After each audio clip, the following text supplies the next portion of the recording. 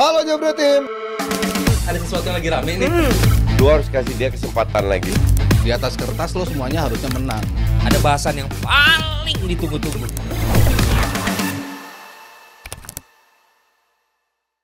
Hasil imbang rasa kalah terjadi semalam ketika Indonesia menghadapi Bahrain di Bahrain gitu kan. Yes, kita bahas bersama Mas Firzi dan juga Rizal. Yes, tapi menariknya adalah banyak narasi kayak yang tadi lo bilang. Seri rasa kalah. Berarti kita tuh udah punya timnas jago. Iya. Iya, kalau lu ngerasa dulu sebelum ya 10 tahun, 8 tahun lalu kayak alhamdulillah seri. Sama sekarang kan, seri lagi. Berarti kan lu udah ngerasa punya timnas jago. Standarnya udah berubah. Dan benar kan apa yang gue bilang, berarti mungkin masih ada yang inget. Strike tuh harus tetap dipertahankan. Apa tuh? Kenapa tuh? Ganteng.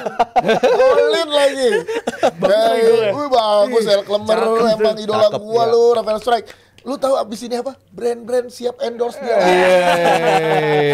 Ngantri. Rambutnya udah mulet sekarang. Nambah kumis sekarang. Nambah Kumis tipis ada tuh. Iya, Rafael Strike nih, gue pengen ke Strike dulu. Permainan dia. Apakah udah mulai nemu nih dia kan kemarin pertama kali nih dia dibarengin sama Malik. Iya. Sebelumnya kan sama Urat Mangun, sebelah kanannya itu Witan. Bisa Witan atau Egy. Ya, atau Witan Egy sih. ya biasa gitu. Tapi sekarang kemarin sama Malik dan dia lebih ketemu. Nah, menurut lu berdua gimana? Udah aja. Coba aja. Strike, Rafael Strike. Rafael Strike kemarin menurut gue penampilan terbaik dia di tahun 2024 ini ya. Rambutnya. Rambutnya makin oke, tapi performa juga kelihatan dia. Iya. Biasanya kan disebut Elklemer ya karena emang postur dia begitu, Iya. cara bawa bolanya kayak gitu. Tapi kemarin susah loh buat lawan ngerebut bola dari dia tuh, termasuk ngelindungin bolanya bagus. Etos kerjanya juga luar biasa ya, seperti standarnya Strike ya. Dia emang dijadikan striker sama eranya STY ini karena dia punya etos kerja yang luar biasa banget. Dia bisa bantu defend, dia bisa bantu link up untuk pemain-pemain di second line-nya. Tapi untuk pertandingan tadi malam kelihatan berkembang banget dari segi dia berani untuk ngelakuin shoot. Ya tuh lo lihat tadi tuh mana yang tidur tadi yang berdua sama Oji. Itu kan Ini lucu. sindiran buat Lo Bahrain lihat yang di sini. tidur-tiduran kan, golar-golar mulu. Lo lihat nih, cewek-cewek gimana nggak mau? Kelepek-kelepek ini. Iya nggak, ini ada cewek nih tim kita. Coba, bener lagi. Lu dong. Paling. Ya udah lah, itu jadi kayak pertahankan Rafael Strike. Iya, dan itu kan gol dia hampir mirip kayak gol dia lawan Korsel ya. Iya. Dia bukan pakai power tapi ditaruh. pakai lacing. Dan ini kelebihan dari dia karena situasi golnya juga dari posisi yang hampir sama dan ini seharusnya bisa jadi template dia cara bermain dia untuk bisa aspek nge-shootnya harus bisa lebih sering lah. Karena gue inget sebelum lawan Korsel kritikan ke dia itu kan karena lu udah dapat pulang buat nge-shoot kenapa masih bolanya di dribble lagi atau malah masih ditahan. Tapi untuk pertandingan setelahnya dia mulai ngelakuin itu, udah mulai berani nembak dan kebuktinya tadi malam dia ngejawab gol pertama dia di level ini ya, senior bagi timnas. Oke, tapi menariknya sih sebelum lo lanjutin kegolannya kita itu karena kesalahannya dia nge-holding ball nggak bagus, first touch akhirnya bikin pelanggaran dan jadi gol. Pelanggarannya. Iya, ya gimana ya pelanggarannya kalau ditabrak dikit aja wasit selalu ngasih foul ke pemain Bahrain susah juga 50-50 selalu kita kalah. Ada momen-momen ya salah satunya yang strike juga di kiri yang di pojok itu dia pelanggar habis itu drop ball apa segala banyak yang aneh lah sebenarnya dari wasit kemarin. Tapi kalau kita ngomongin perkembangan timnas ya 10 Oktober 5 tahun lalu kita itu kalah 5-0 lawan Uni Emirat Arab tanding dan sebelumnya di GBK nih gue datang 2 pertandingan ini kita kalah lawan Thailand 0-3 terus kita kalah kena comeback lawan Malaysia 2-3 dulu kita kena comeback sama Malaysia di GBK loh. Sekarang kita disamakan kedudukan sama Bahrain aja dalam situasi yang kontroversial, makanya harusnya unggul. Yang harusnya kita bisa bawa pulang kemenangan pertama kita di round 3 dan ini adalah secara permainan berkembang banget, Layak bersuka menang ya banget, sebenarnya. layak menang.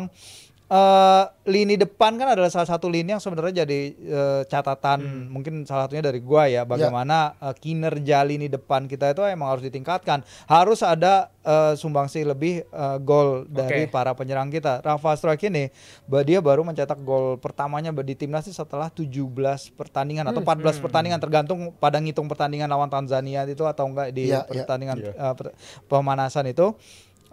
Ragnar juga akhirnya dibuktikan dengan kekukuhannya, finishing dia yang sangat bagus sekali di depan. Gol keduanya bagi timnas dan selalu datang dalam laga tandang ya, karena sebelum ini kan nyetak gol di debutnya ketika melawan Vietnam di Hanoi. banyak tanda-tanda yang promising, tapi emang ya nanti kan kita akan bahas soal kontroversinya nanti dan itu ya. lain-lainnya. Tapi kalau kita mau sorot soal bagaimana lini belakang kita bekerja misalnya, bagaimana cara tadi kalau ngomongin holding up the ball, sebenarnya ada satu momen di babak pertama di mana Jay itu kan marah ya sama Ragnar karena ketika dia nggak bisa nahan bola itu. Ini kan bukti bahwa ya passionnya si Jay itu kan kuat banget ya, salah satu yang paling passion lah main bagi timnas. Dan ketika Ragnar kehilangan bola di middle third lapangan, ini kan situasi krusial ya, di mana seharusnya para striker kita bisa berbuat lebih dalam menahan bola-bola dari outball dari fase pertama serangan. Ini juga jadi catatan. Tapi at least di pertandingan kemarin kita lihat penampilan yang battling banget dari para pemain. Sayang sebenarnya Malik ketika dia dapat kepercayaan tampil, dia menit pertama langsung bocor. Dan ini deep cut banget ya, kalau yang udah sering nonton UFC lihat pasti luka kayak gitu tuh nggak bakal berhenti ngocor gitu, kecuali antara dijepit atau dijahit. Ya. Abis itu lu main di tambal gini nggak? Ditambal terus lanjut main. Ini masih ada bekasnya. Kalau Rizal di sini nih. Terlalu Garuda. Oh, di Garuda, bukan di hati ya. Sama siapa Jal? Terus. Iya, itu dia apa lah ya? Yang bikin dia nggak seimbang gitu si Malik. Iya, kasihan nggak. Maksudnya ini kan big day juga ya buat Malik. Emang kalau kita lihat gol per game di Liga 1, emang kalau dibandingin Dimas, Hoki, Ramadan dan lain-lain, Egy itu semua mereka kan sama nyetak 2 gol. Tapi si Malik ini gol per menit plate-nya itu paling bagus dari yang lain. Yang lain 200-an menit, dia 100-an menit karena emang dia sempat cedera 3 pertandingan pertama jadi nggak main, dan dia layak mendapatkan ini based off performance tahun lalu juga di mana dia bisa 13 gol, 2 digit bagi Madura United, 4 assist. Sayang aja emang pas duel kepala itu ya babak pertama kenceng banget dan bocor, jadi pasti itu kurang lebih sangat banyak sih mengganggu permainan dia. Tapi next game-nya emang udah layak jadi starter Malik, atau emang semalam eksperimen dari, karena gue lihat ya pada saat pertama kali main starter Malik terus disorot nih bench kita mewah. Iya. Ada Nathan di sana. Marcelino.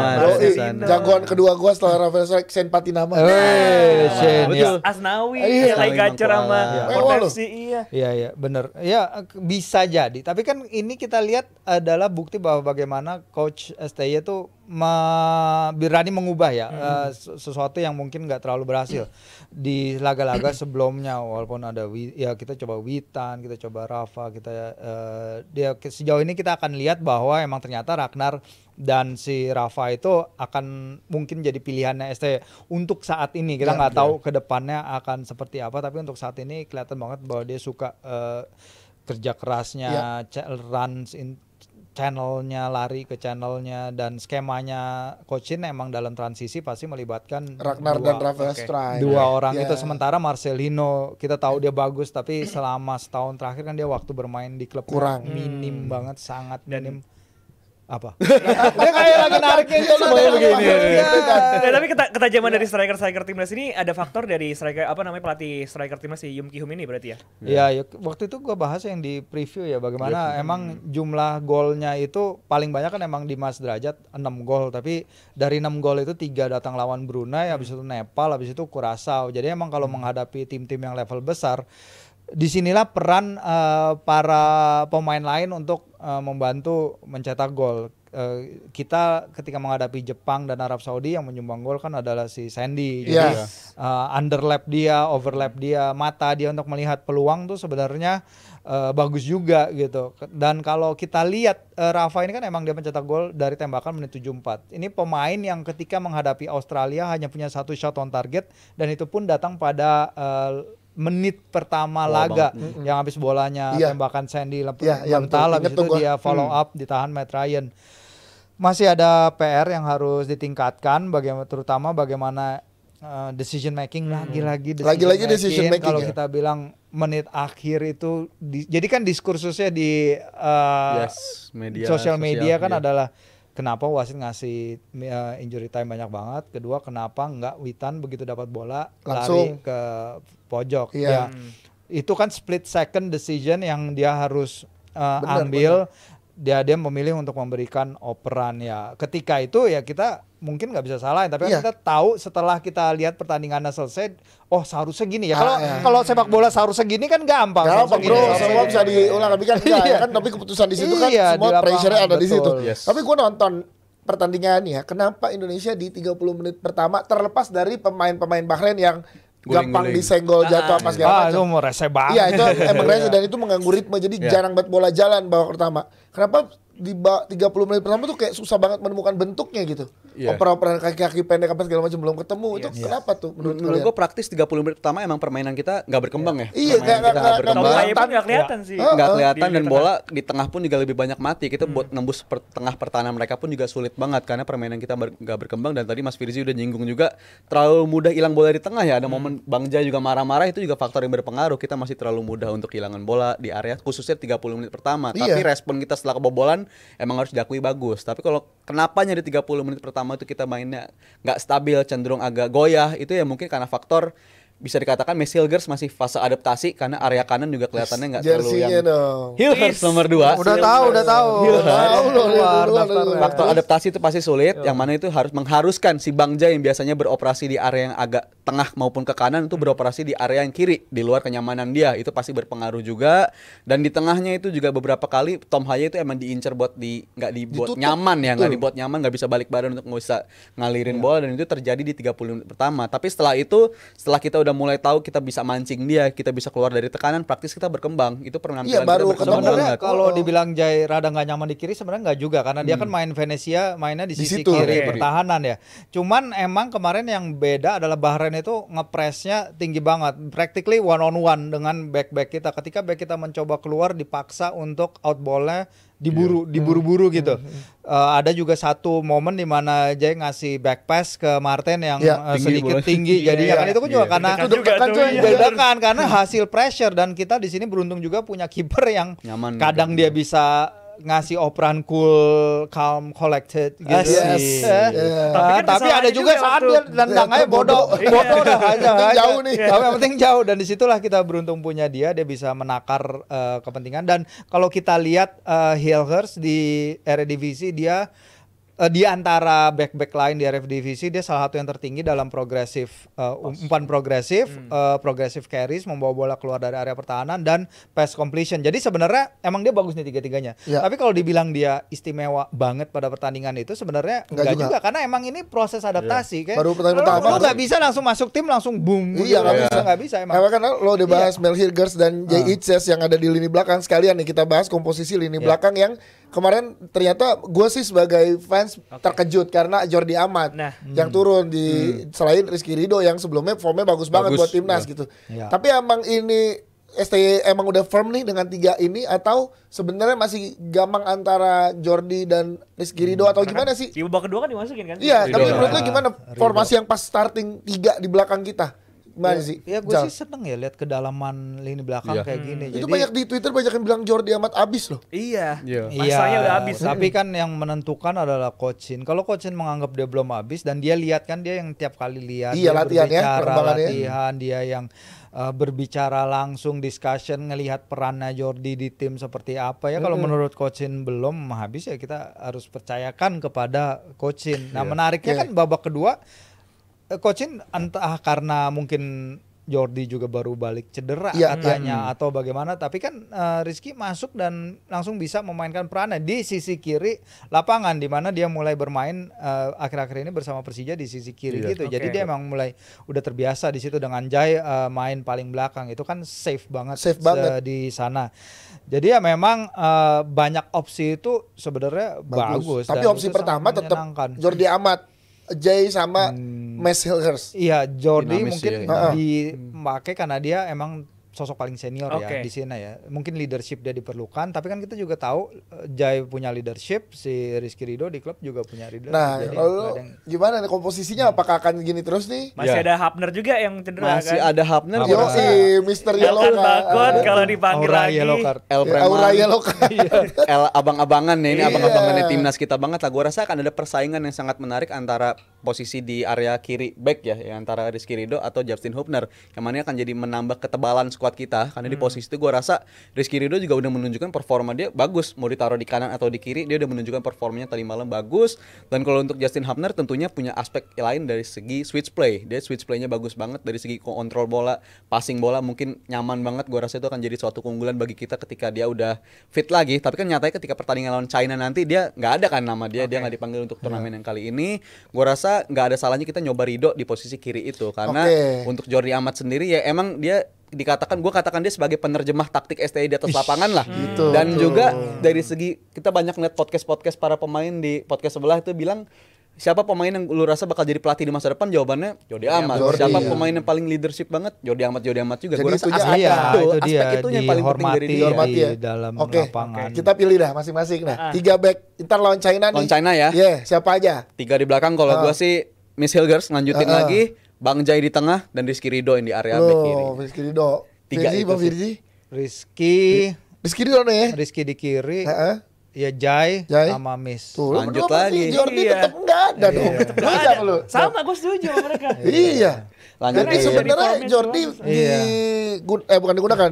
Makanya karena aura kepemimpinan yang dia ada dianggap bisa. Tapi secara kualitas berarti lo sepakat dengan Rizky Ridho lebih baik dong. Biar bagaimanapun mau kemarin ada Hilgers, udah ada Jordi diganti Rizky Ridho, bagus apa segala. Faktanya adalah kita tetap concede 24 tembakan sepanjang 100 menit laga. Ya, ditambah dengan 2 pertandingan sebelumnya lawan Arab Saudi, lawan Australia. Artinya dalam 3 pertandingan tim ini udah concede 61 tembakan. Dan itu angka yang banyak ya. Itu angka yang sangat-sangat banyak banget, dan kita nggak bisa selamanya bergantung kepada Martin untuk melakukan penyelamatan demi penyelamatan. Jadi ini adalah suatu hal yang harus dipecahkan oleh Coach Shin sih. Aspek bertahan itu apakah itu ini bukan masalah lini belakang aja, tapi bagaimana seluruh tim itu, seluruh struktur tim ini melindungi barisan belakang, terutama lini tengah. Karena kita lihat berapa kali di transisi ketika kita kehilangan bola, kita mencoba mengalirkan bola ke depan, terus ada transisi, itu yang bolong pertama tuh pasti tengah.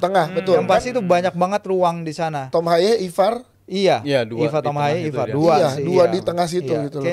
Kayaknya kita harus lihat bahwa Tom Haye emang nggak punya pace ya, jadi mungkin harus ada yang melindungi dia lebih. Tapi artinya itu mengubah struktur tim lagi, dan gua nggak tahu apakah Tom itu cocok dengan struktur yang ada sekarang, apakah lebih baik Nathan di situ. Tapi distribusinya Tom kita perlukan.